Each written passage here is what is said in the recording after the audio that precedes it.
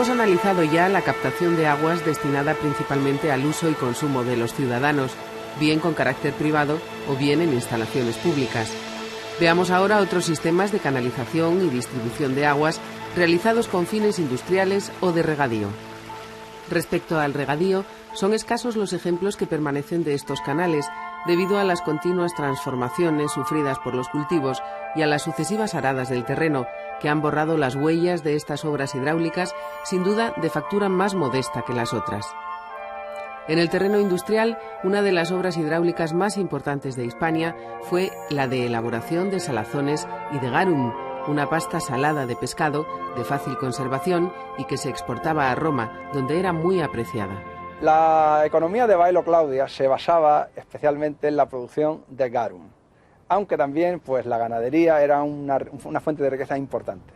Pero sin duda, de donde obtenía la riqueza esta ciudad, y sobre todo su élite dirigente, era del garum, la fabricación de garum y de la producción en general de salazones. Esta es la razón de existencia de la ciudad, porque el emplazamiento es absolutamente privilegiado para la pesca del atún. Es decir, el lugar donde está emplazada no es una casualidad. Por aquí, 2 veces al año, en primavera y en otoño, pues los grandes bancos de túnidos pasan del Atlántico al Mediterráneo y regresan después de haber desovado en el Mare Nostrum. Anualmente los atunes, fieles a su ciclo biológico, pasan por el estrecho de Gibraltar, camino de las cálidas aguas del Mediterráneo, para desovar. Es el momento que se aprovecha para su captura, mediante un sistema de pesca que debe remontarse a la época fenicia, si bien el gran esplendor de la pesca del atún y de su tratamiento se da en época romana. El sistema de pesca seguido, prácticamente igual al actual, es la almadraba, y consistía en un cerco realizado por una serie de embarcaciones que tejían un laberinto de redes en el que los atunes entraban, pero ya no podían salir de él. Una vez apresados, se procedía a la levantá y a su arponeado. Estos atunes capturados se llevaban a las factorías y allí empezaba el tratamiento de la salazón. El proceso de fabricación lo conocemos relativamente bien gracias a un texto del historiador Plinio, del naturalista Plinio, donde nos describe el proceso que se seguía para fabricar el garum. Harían falta unos ingredientes fundamentales que eran el agua dulce, porque el pescado había que desalarlo previamente y desangrarlo también, y luego la sal. Y una riqueza que tiene Baelo Claudia en gran muestra, que es el sol. Entonces, para eso se utilizaban estas piletas. Es decir, el pescado se disponía en distintas capas, con agua, sal y la acción solar, pues hacía que toda esa mezcla pues, fermentase y se pudiese después envasar. Una vez que se había producido ya esta mercancía muy valiosa y que toda mesa romana que se precie debe tener, porque los gastrónomos y los sibaritas de la cocina romana pues exigen que evidentemente el garum es un producto que debe de estar, y si no parece que un banquete no es tal banquete, pues estas circunstancias nos explican que alcanzase un altísimo valor. El garum era un producto que se suministraba también al ejército, recomendado por los médicos por sus propiedades reconstituyentes. Significaba un aporte proteínico y vitamínico de primer orden, y el Estado se encargaba de suministrarlo a las tropas instaladas tanto en Germania como en Britania. En Hispania había otras factorías importantes de garum, además de Baelo Claudia, tales como las de Sexi, la actual Almuñécar, y las de Mazarrón, en Murcia.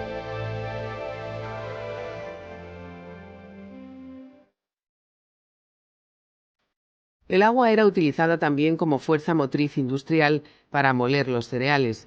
Los molinos manuales eran de pequeño tamaño y por lo tanto ofrecían un escaso rendimiento en las grandes panaderías urbanas, que precisaban potentes molinos de sangre accionados por bestias, llamados de mola asinaria, u otro molino de mayor interés, que era la mola acuaria o molino hidráulico, en el que una corriente de agua accionaba una rueda transmitiéndole parte de su energía. En el mundo romano encontramos 3 tipologías de molinos hidráulicos que perdurarán hasta el siglo XX con pequeñas modificaciones. El molino de eje vertical y rodete horizontal, conocido como rodezno en la Edad Media. El molino vitruviano, de eje horizontal y rodete vertical de paletas, más complejo que el anterior, pues precisa un mecanismo de engranaje entre 2 ruedas dentadas de madera. Este dispositivo permite transmitir la potencia desde el eje horizontal a otro vertical que hace girar la muela corredera. El tercer tipo de molino hidráulico tiene también el eje horizontal y la rueda motriz vertical, pero el agua es conducida por un canal hasta la parte superior de la rueda para depositarse en unos cangilones que han sustituido a las paletas planas. El peso de esta agua en los cangilones será la fuerza que haga girar la rueda. Desde el siglo VIII a.C., los romanos organizaron e instituyeron en las ciudades las primeras corporaciones artesanales, entre ellas el Collegium Tinctorum, grupo profesional de tintoreros romanos, actividad en la que también estaban presentes las obras hidráulicas. Este oficio estaba dividido en diferentes especialidades en función de las técnicas a aplicar en la elaboración de las materias primas y a su vez recogía varias categorías. Los infectores, por ejemplo, que eran los creadores de colores, o los ofectores, que se ocupaban de reteñir las prendas deterioradas. Las tintorerías recibían el nombre de Officinae Fulonicae. En Hispania hubo muchas, pero la única recuperación arqueológica documentada es la de Barcino, la actual Barcelona, datada en la segunda mitad del siglo II después de Cristo.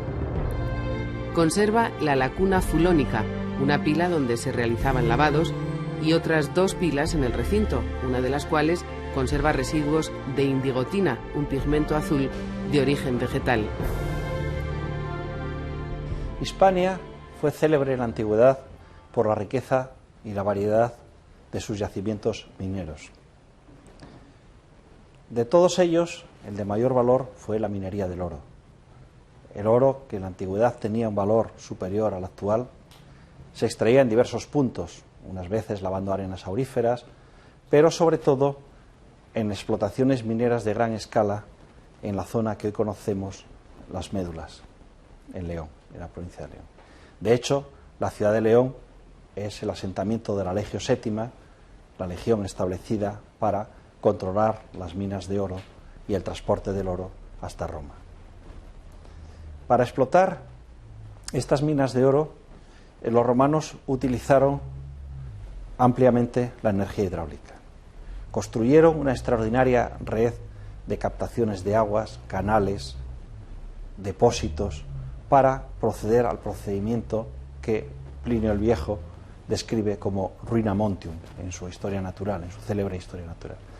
La ruina montium es un procedimiento de derribar los montes, utilizando la energía del agua como hoy día utilizamos la dinamita, para producir voladuras en las minas, excavando previamente un conjunto de pozos y galerías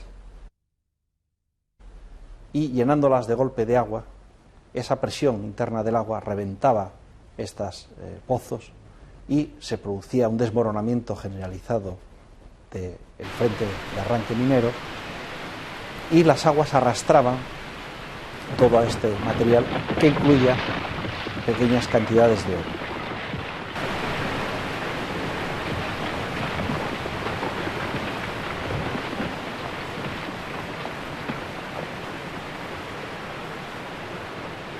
Un conjunto de balsas establecidas aguas abajo iban reteniendo el oro en unas plantas que se llaman ulex. Se quedaba adherida a estas plantas las pequeñas partículas del oro, y finalmente estas plantas se quemaban, se aventaban las cenizas y se recogía el oro de esa explotación, de esa cantera. Esto dio lugar a poblados mineros de gran relevancia, a una explotación a una escala hasta entonces desconocida, y a la introducción de algunos árboles, por ejemplo el castaño, alimento fundamental de los esclavos, mientras que generalmente los romanos comían pan de trigo, los esclavos se alimentaban de castañas. Estas minas de oro legendarias suministraron una gran parte de la producción del oro con el que se acuñaban los áureos romanos, las monedas de oro en época imperial.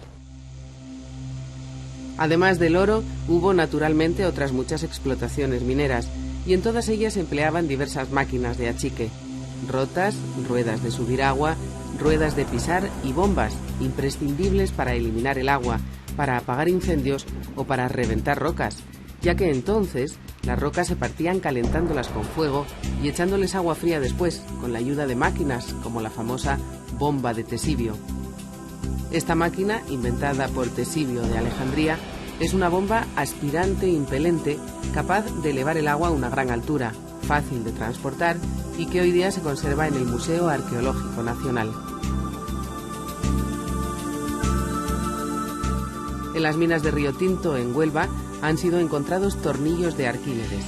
El más importante de ellos está hoy en la Universidad de Liverpool y se han realizado modelos de él que funcionan hoy todavía.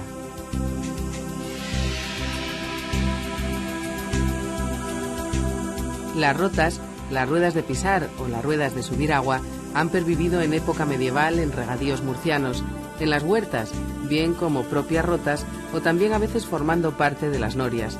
De norias de tiro, que son otras de las máquinas helenístico-romanas que han sido encontradas en España, fruto de esa extraordinaria riqueza minera de oro, plata, plomo, etc.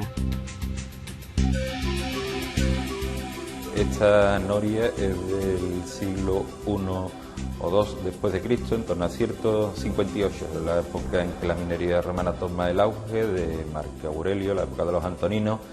Es una noria que tiene 4,30 de diámetro, con 50 radios y 25 canguilones del sistema de canguilones integrados. Estas norias eran utilizadas para evacuar el agua de las capas freáticas que producían los pozos.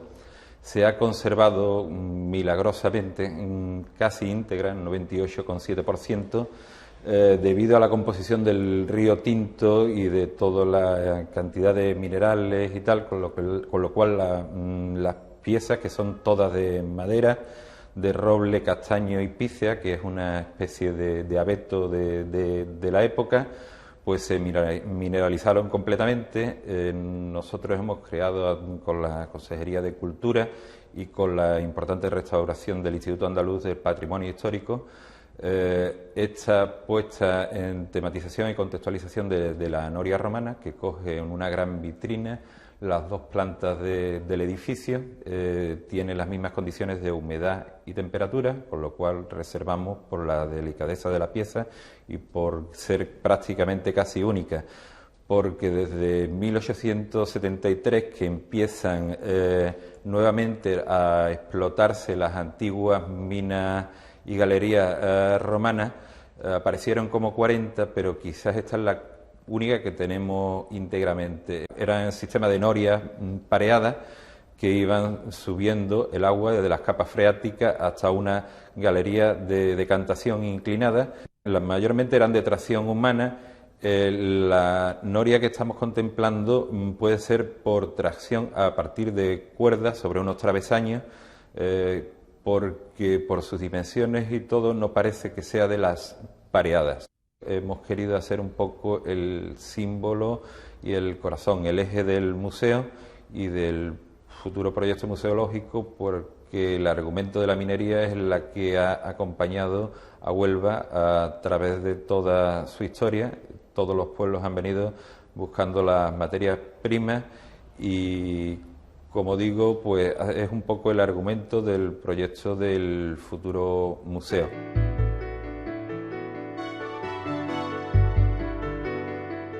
El plomo, el plumum nigrum, que era un subproducto que se obtenía de las explotaciones de la plata, se obtenía al fundir los minerales argentíferos, se obtenía una aleación de plata y de plomo, y este plomo se eliminaba oxidándolo en un nuevo horno y posteriormente se fundía en barras que servían para hacer las tuberías, sobre todo las tuberías de plomo de la red de distribución de plomo de las ciudades y a veces también de los sifones.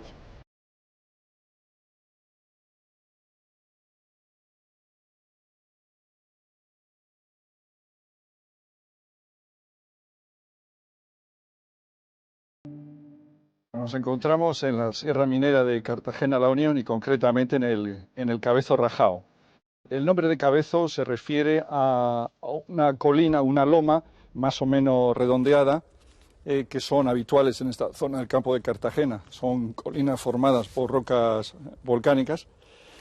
En concreto, el Cabezo Rajao de donde estamos debe su nombre a La Raja. La Raja es un gran filón que recorre el cerro en dirección noroeste-sureste y que dio nombre a este monte. El filón tiene unos 700 metros de longitud por 400 de profundidad y en la parte alta donde estamos llega a tener una anchura de unos 30-40 metros.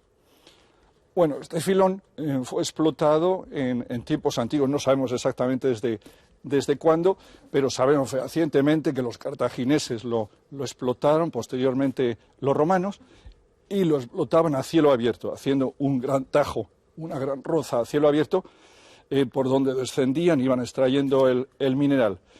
En este filón se explotaba galena, sobre todo, galena argentífera, muy rica en plata, que de ahí el interés que tuvieron los antiguos, tanto cartagineses como romanos. Y aparte de la galena, bueno, hay otros sulfuros, hay esfalerita, hay pirita, pero bueno, eso no era del interés de los antiguos mineros, era principalmente el plomo y la plata. Pero además hay otra sustancia que vemos aquí de color blanco, que es la lunita o alumbre, es un sulfato alumínico potásico que tiene cantidad de propiedades interesantes, tanto en farmacia, en medicina, como industriales, ¿no? En definitiva, tenía muchas aplicaciones, entonces estaba muy demandado también. Pero bueno, básicamente, por lo que es importante, el Cabezo Rajao es por el plomo y la plata.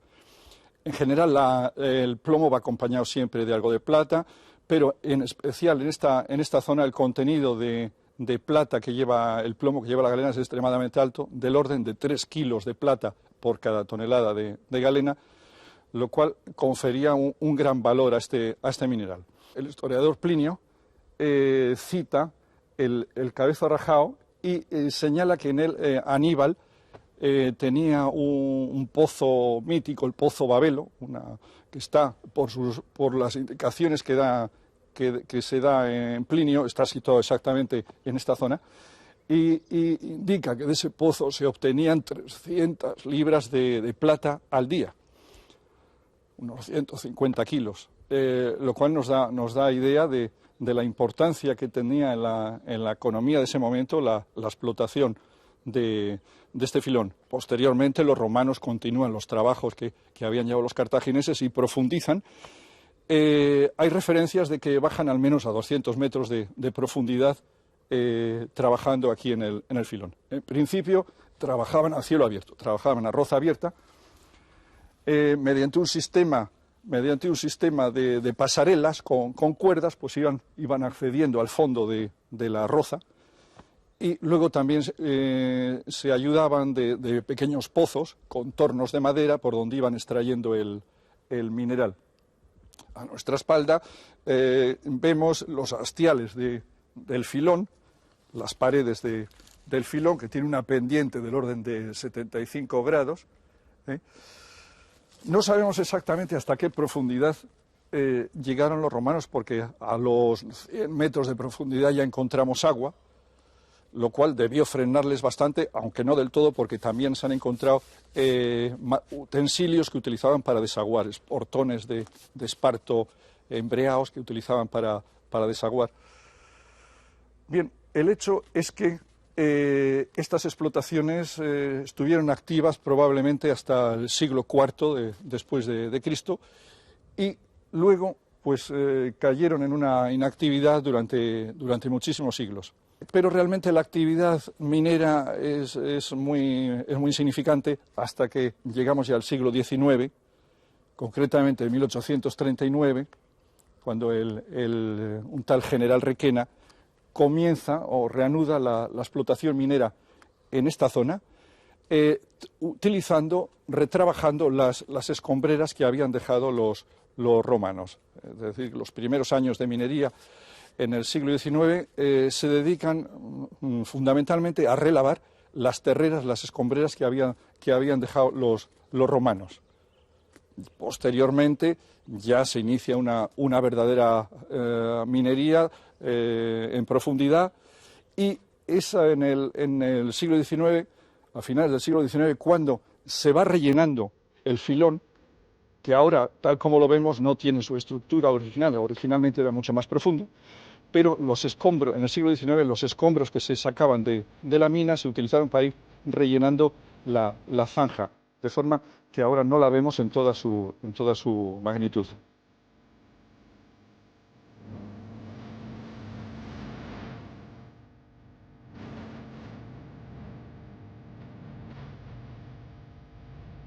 En la localidad conquense de Saelices, antigua Segóbriga, se sitúa la explotación romana del espejuelo, yeso cristalizado llamado por los romanos lapis specularis, que quiere decir piedra espejo.